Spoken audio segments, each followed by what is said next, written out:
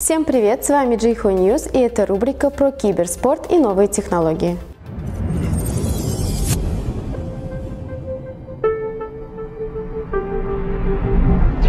Компания AMD представила линейку бюджетных видеокарт Radeon RX 6750 с 10 и 12 гигабайтами видеопамяти. Они подойдут для комфортной игры в 1080 и 1440 пикселей.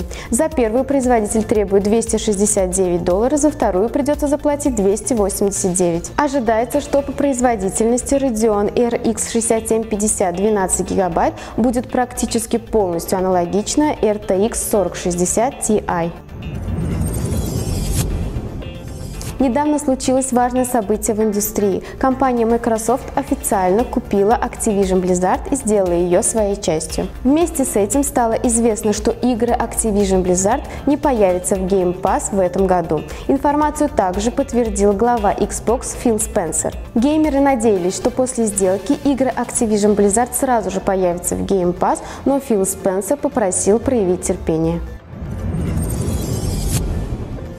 17 октября Diablo 4 официально вышла в Steam. Недавний проект Blizzard добрался до платформы Valve спустя 4 месяца после релиза в собственном лаунчере Battle.net. Ранее до сервиса также добрался Overwatch 2 и прошлые части Call of Duty. Вместе с релизом Diablo 4 в Steam в игре также стартовал второй сезон поддержки. Среди главных изменений грядущего обновления – новые боссы, множество тематических событий, улучшенный баланс и многое другое.